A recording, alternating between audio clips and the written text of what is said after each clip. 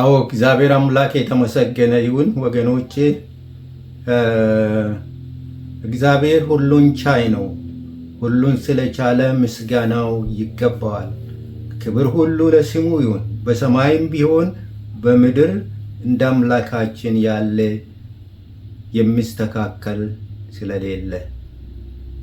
አሁን ደግሞ የእግዚአብሔርን ቃል አብረን እንካፈላለን። የእግዚአብሔር ቃል የመጣሁት በዮሐንስ ምዕራፍ 13 ቁጥር 8 ላይ ያለው ቃል የመልእክት ርዕስ ካላጠብኩ ከኔ ጋር እድል የለህም በሚል ላይ እንነጋገራለን። ይህን ቃል የተናገረው ጌታ ኢየሱስ ክርስቶስ ደቀ መዛሙርቶችን እግራቸውን ካጠበ በኋላ ጴጥሮስ ለዘላለም ጴጥሮስ የኔን እግር ለዘላለም አታጥብም በፍጹም አይሆንም ብሎ በተናገረ ጊዜ ነው ጌታ ኢየሱስ ካላጠብኩ ካላነጻሁ ንጹሕ ካላደረግኩ ከኔ ጋር እድል የለህም ማለት። ወገኖቼ ቆሻሻ ወይም በኃጢአት የረከሰ ሰው ከጌታ ከኢየሱስ ጋር ከሱ ዘንድ እድል የለውም። ስለዚህ ንጹሕ ሊያደርግ ይፈልጋል ጌታ።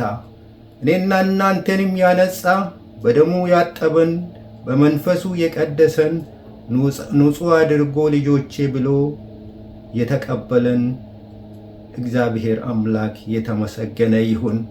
ስለዚህ በፍጹም አይሆንም ካላጠብኩ አይሆንም ፍጹም እና ከኔ ጋር እድል ፋንታ አይኖርህም ባለው ጊዜ ጴጥሮስ ግን በፍጹም ብሎ አሻፈረኝ አለ። ወገኖቼ ጌታ የሚያደርገውን ስላላወቀ ለምን እንደሚያደርግ ስላልተረዳ እግር ያጠበበት በዓለም ውስጥ የምንሄድበት በኃጢአት መንገድ ላይ የምንጓዝበት እና በኃጢአት በዓለም የተጓዝንበት ቆሻሻ እግራችንን ጌታ ሊያጥብ ምሳሌውን የተጠቀመው ነው። ስለዚህ ጌታ አጥቦ ካነጻ በኋላ ወደ ራሱ ካቀረበ በኋላ ከኔ ጋር እድል ስትነጻ ንጹሕ ስትሆን ከኔ ጋር እድል ይኖርሃል ማለቱ ነው። ስለዚህ አላወቀም ጌታ የሚያደርገውን። ስለዚህ ጌታ እንዲህ ብሎ ነው የሚናገረው፣ ፍቃዴና ሐሳብን ካልተቀበልክ የትህትና አገልግሎትን ካልተረዳ እንደገና ዝቅ ብዬ ማገልገሌን የፍቅር አገልግሎት ማገልገሌን ካልተቀበልክ እንደገና ያልኩህን እምቢ ብትል መታዘዝን ካልተቀበልክ ከኔ ጋር ህብረት ወይም ወዳጅነት የለህም ብሎ ነው እግዚአብሔር ጌታ ኢየሱስ ክርስቶስ የሚናገረው። እግዚአብሔር አምላክ የተመሰገነ። በመታዘዝ የእግዚአብሔር ወዳጅ መሆን አለ። በመታዘዝ ግን ከእግዚአብሔር ዘንድ እድል ይኖረናል። እግዚአብሔር ይባረክ። በዮሐንስ ምዕራፍ 13 ቁጥር 12 እንዲህ ብሎ ይናገራል ጌታ ኢየሱስ ክርስቶስ። እንደገና ካገለገላቸው በኋላ አገልግሎቱም ከጨረሰ በኋላ እግራቸውን አጥቦ ከጨረሰ በኋላ ተቀምጦ ያደረኩላችሁን ታስተውላላችሁን ብሎ ጥያቄ ሲጠይቅ እናያለን። አሁን ያደረኩላችሁን ታስተውላላችሁ ብሎ ጠየቃቸው። ወገኖቼ ጥያቄ እንዲያስተውሉ ነው የጠየቀ፣ እንዲረዱ ነው። ካልገባቸው እንዲጠይቁት ነው። ለምን እንደሆነ እንዲረዱ ስለፈለገ ነው። ወገኖቼ እኔና እናንተስ ጌታ ኢየሱስ ክርስቶስ ያደረገውን እናስተውላለን? ምክንያቱም ጌታ እግሩን ያጠበ እግር ብዙ ቦታ ይቆማል። ምክንያቱም በኃጢአተኞች በመዝሙር መጀመሪያ አካባቢ በኃጢአተኞች መንገድ ያልቆመ ብፁዕ ነው ይላል። ምስጉን ነው ብሎ እግዚአብሔር ይናገራል።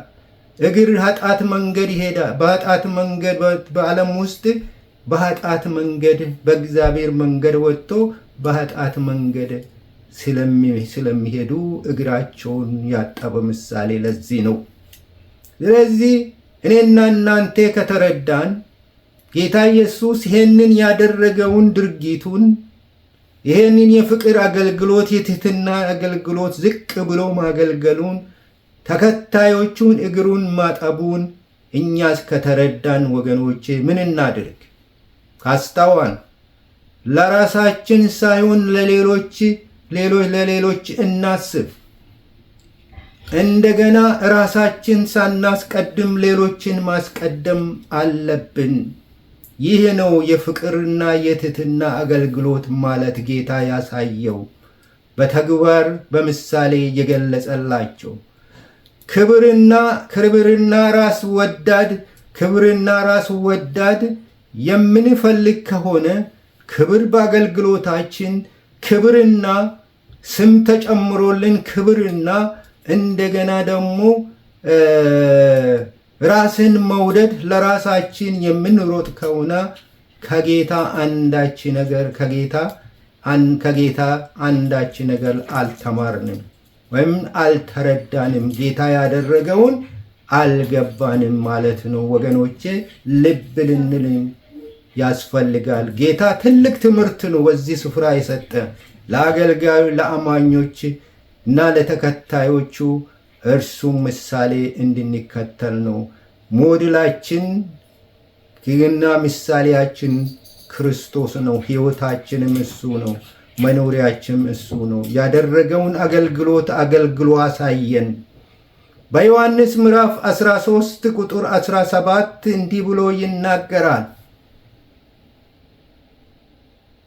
ይህንን ብታውቁ ያደረግኩትን ብታውቁ ያሳየዋችሁን ብታውቁ እንደገናም ደግሞ ያደረግኩትን ብታደርጉ ብፁዓን ናችሁ ብሎ ይናገራል። ብታውቁና ቢገባችሁ ብትረዱ ከተረዳችሁ ደግሞ ብታደርጉ በተግባር ብታሳዩ ይህንኑ እኔው እንዳደረግኩ ብታደርጉ ብፁዓን ናችሁ ብሎ ጌታ ይናገራል። እግዚአብሔር አምላክ የተመሰገነ ይሁን።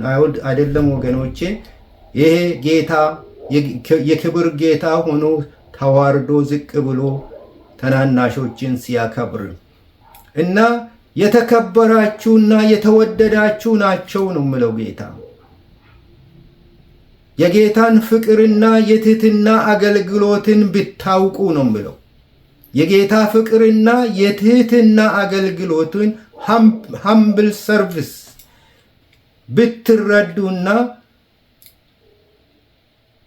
ብታውቁ እናንተም እርሱ እንዳደረገ ብታደርጉ ብሎ ጌታ ያዘናል። ራሱን ዝቅ አድርጎ ተናናሾቹን ማክበሩን ብታውቁ ይላል።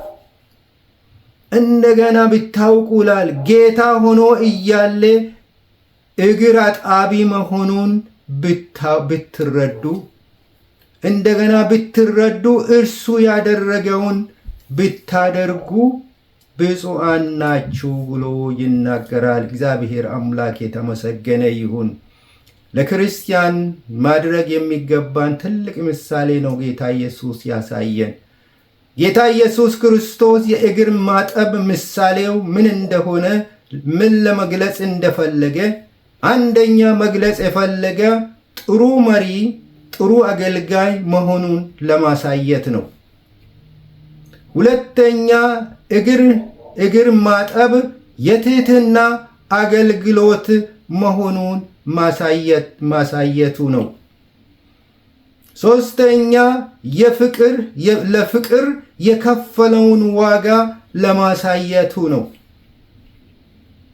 እንደገና በመንፈስ ቅዱስ እግር ማጠብ በመንፈስ ቅዱስ እንደሚያጥብና እንደሚያነጻ ምሳሌውን በውሃ አጥቦ አሳየ። ስለዚህ ለተከታዮቹ ያደረጉትን ያዩትን ከጌታ የተማሩ ልጆችሽ ከእግዚአብሔር የተማሩ ይሆናሉ ተብሎ እንደተጻፈ ከጌታ የተማሩት ተከታዮች እኔም እናንተም ይህንኑ ጌታ ያስተማረንን ብናደርግ ለሕይወታችን ለአገልግሎታችን መልካም ሊሆን ይችላል። እንደገና ጥሩ መሪ ጥሩ አገልጋይ መሆን እንደሚችል ጌታ ኢየሱስ ክርስቶስ የትሕትና እግር ማጠቡ የትሕትና አገልግሎት መሆኑ ለፍቅር ያለውን ለነሱ የሚያሳየው የፍቅር የሚከፍለው ዋጋ መሆኑን ለማሳየት ነው። እግዚአብሔር አምላክ የተመሰገነ ይሁን እና አሳያቸው ይላል። እንደገና ደግሞ ያሳያቸውን በመጨረሻ ያደርጉ ዘንድ ለሌሎች እንዲሁ ብታደርጉ ብሎ አዘዛቸው ይላል።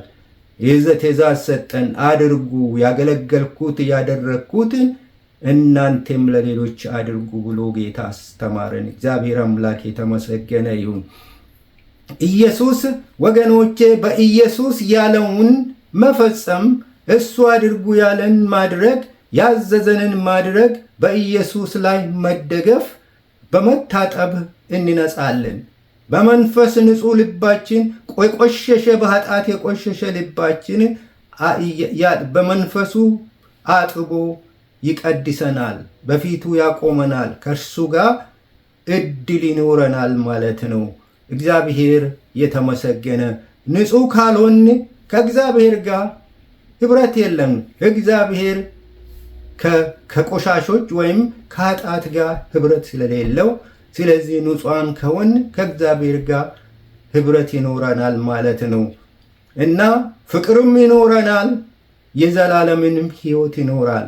የቆሸሸ ልባችንን በደሙ አጥቦ ያነጻል ብንታዘዝና ወደ እሱ ብንቀርብና እርሱ ያለንም ብናደርግ። እግር በውሃ ማጠቡን የሚያሳየው በውሃ ውስጥ በተነከረ ጊዜ የጥምቀትን ምሳሌ ነው የሚያሳየው። የጥምቀትን ምሳሌ ነው። በውሃ ካጠበ እንደገና ደግሞ በመንፈሱ ማጠቡን የመንፈስ ቅዱስ ጥምቀት ምሳሌ ነው። ወገኖቼ ጌታ ኢየሱስ ዓለምን በወደደ ጊዜ የሰው ልጆችን በወደደ ጊዜ የሚወደውን አንደኛ ልጁን ወደ ዓለም ላከ። ፍቅሩን ገለጸልን፣ ለዓለም ፍቅሩን ገለጸለት እና ጌታ ኢየሱስ ደግሞ እኔና እናንተን ከቆሸሽንበት ካነጻን በኋላ አንጽቶ ወደ ራሱ አቀረበን፣ ልጆቹ አደረገን። አብ እሱን ወደ ዓለም እንደላከን ጌታ ኢየሱስ ክርስቶስ ደግሞ እኛንም ወደ ዓለም ላከ። ወደ ዓለም ሁሉ ሂዱ፣ ወንጌልን ለፍጥረታት ሁሉ ስበኩ ብሎ የመጨረሻውን ትእዛዝ ሰጠን። አብ እሱን ላከ ወደ ዓለም።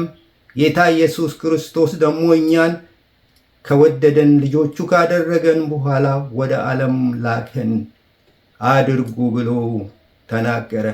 ወገኖቼ ዝቅ ብሎ ማገልገል በጣም ይከብዳል። በአሁኑ ጄኔሬሽን ውስጥ የአሁኑ ጄኔሬሽን የሚፈልገው ከፍ ብሎ ማገልገልን ነው። ዝቅታን የሚወድ የለም። ሁሉም ከፍታውን ይወዳል። እንደገና ራስን ክብርን እንጂ ውርደትን አይፈልጉም። ተዋርዶ ዝቅ ማለት አይፈልጉም እና ስለዚህ እኛም ከመምህሩ ደቀ መዛሙርት ከመምህሩ አይበልጡምና ጌታ ኢየሱስ ራሱን ዝቅ እንዳደረገ በዝቅታ በፍቅር እንድናገለግል ጌታ ይነግረናል። እድል ፋንታችን ከእርሱ ዘንድ በዛ ስፍራ ይሆናል። እግዚአብሔር ይባርካችሁ።